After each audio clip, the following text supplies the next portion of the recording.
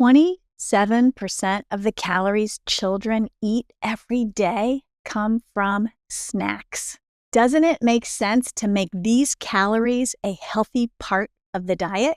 Hey friends, it's Jill. Today I'm teaching you how to create a nutritious, healthy snack using my easy, fail-proof formula.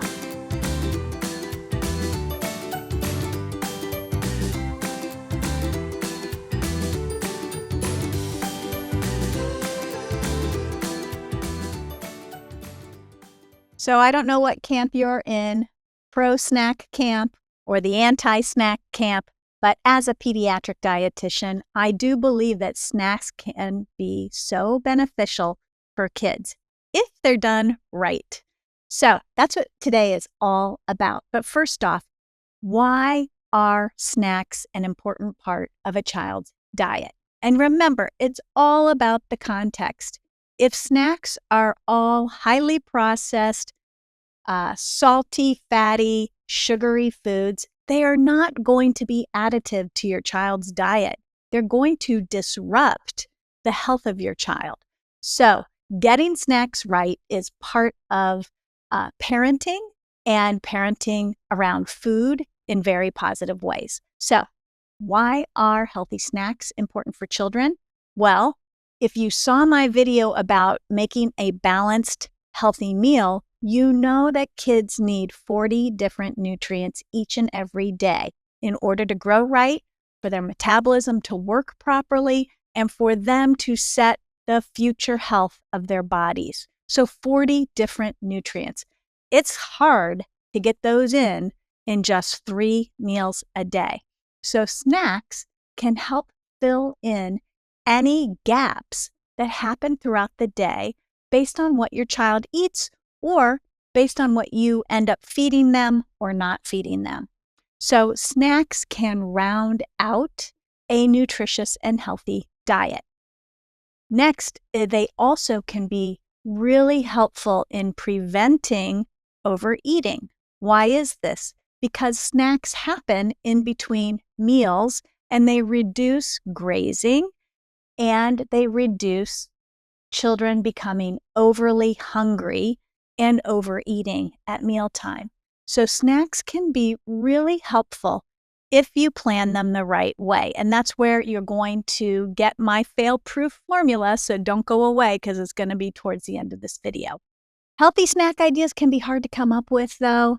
There's so many convenient packaged items for snack time and for kids, but a lot of them have a lot of sodium, fat, and sugar, like I said before, are not adding the nutrients that children really need to grow and develop well. They also may not be filling or sustaining. So a lot of these packaged snacks might be just a carb bomb for your child. Great, they're going to satisfy them for about an hour, but that's not going to get them to the next meal. And that's why kids keep coming back asking for more snacks. They're not sustaining. So we're going to fix that. The other thing is so many parents, and I felt the same way as a working mom of 4 children, the time pressure. I'm not asking you to make homemade muffins for snack time, but the reality is chopping fruits and vegetables and making homemade recipes, that takes a lot of time, and so many of us today don't have that. What if you had an easy formula that could guide you in making sure you have a nutritious and satisfying snack for your child that comes right out of your refrigerator or what you already have in your pantry? That seems like it could be a good success plan. So here's my fail-proof formula. It involves protein, fiber, and, or not and, fat. Protein. Why?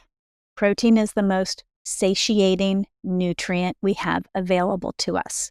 So studies show that protein induces or has the thermic effect of food. It literally, as you digest it, raises your body temperature, and that gets interpreted as fullness. So protein is very satiating. It helps us get from meal to meal without becoming too hungry in between. Fiber. Fiber slows down digestion, so it just takes longer to digest it. It's a more complex carbohydrate. Our body takes a little bit more time to digest it. When we slow down digestion, guess what? We feel fuller longer. Also, fiber tends to expand in the stomach. It collects water, it absorbs water, and it grows in the stomach. And that also makes you feel full. So remember, protein, fiber, key nutrients for inducing fullness and satisfaction. Fat is the third nutrient. Now, fat by itself doesn't seem to really affect appetite if you look at the research. But when you combine fat with protein and fiber, it is satiating. So that's like having a whole grain piece of toast with peanut butter on top. Peanut butter has protein, whole grain toast has fiber, and peanut butter also has fat. When you put those three nutrients together in a snack like that, children are going to be fuller, longer. They're going to be able to make it to the next meal without constantly asking for snacks in between and without overeating when they get to the next meal. Pretty powerful stuff. So, what foods do we have that are protein-containing foods? Well, meat, eggs, milk, yogurt, tofu, beans, nuts. There's a whole list of foods that contain protein, and even some of the packaged snacks that you might be buying your child, like a higher protein granola bar, can have more protein to it. Foods with fiber are things like fruit, vegetables, whole grains, beans, nuts, seeds. Again, cereals, whole grain cereals can have a lot of fiber added to them. Bread, so like I mentioned before, crackers, whole grain versions have a higher fiber content, and that's going to help your child feel fuller. Foods with fat, things like avocado, olive oil, nuts, nut butters, salad dressings.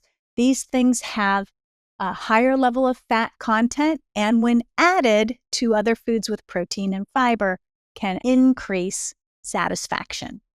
So let's put this healthy snack formula, what I call a fail-proof snack formula, into practice. And oh, by the way, my clients in my private practice do really well with this blueprint. You will notice when you put it into place, you are not going to be inclined to rely on packaged ultra-processed foods as much, because you will immediately see the difference that your child is more satisfied when they eat these types of snacks than they do eating like a bag of chips, for example. So, number one, this is how you're going to put this healthy snack formula into practice. Number one, select your protein food first. So is it going to be a cheese stick? Is it going to be a container of yogurt? Is it going to be turkey jerky? Pick your protein food first. Number two, select your fiber-containing food. So is it going to be fruit or is it going to be vegetables? Fruit might be blueberries. It might be an apple slices or applesauce. It could be raisins. Or is it going to be a vegetable? Is it cucumber slices or carrots? You get to choose the fiber food.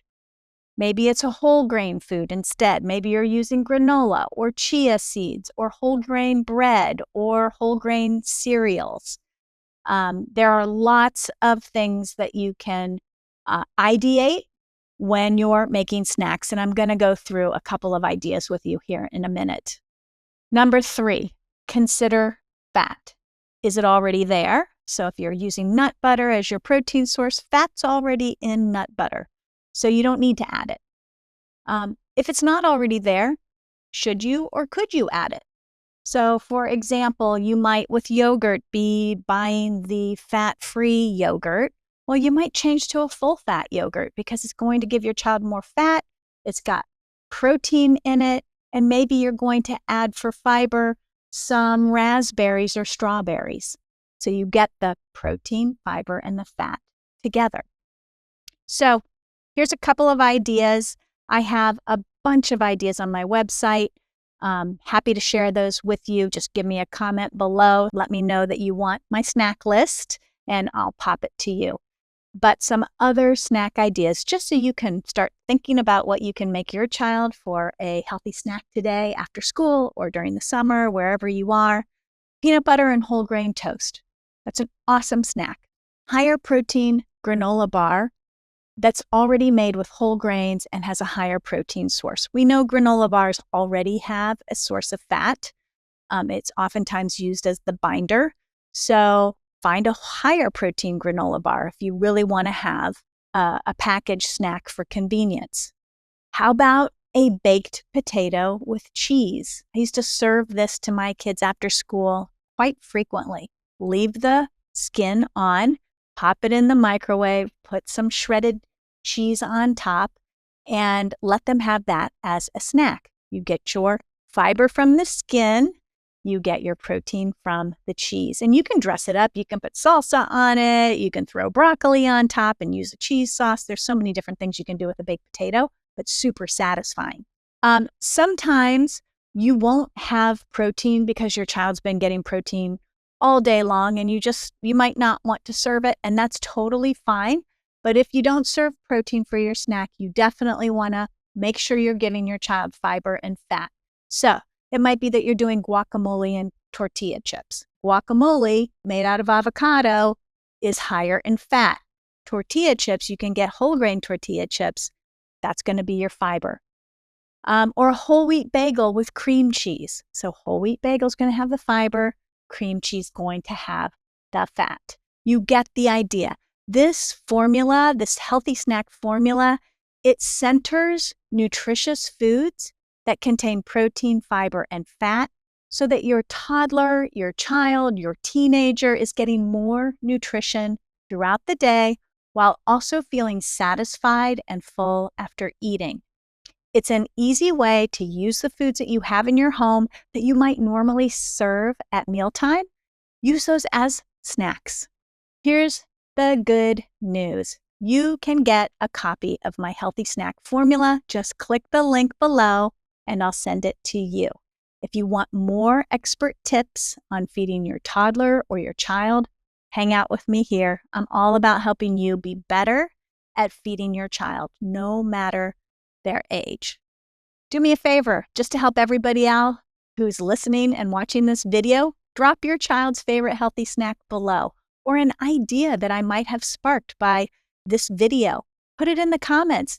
Everybody will be able to see it, and that will help everybody else start thinking about healthy snacks with protein, fiber, and fat.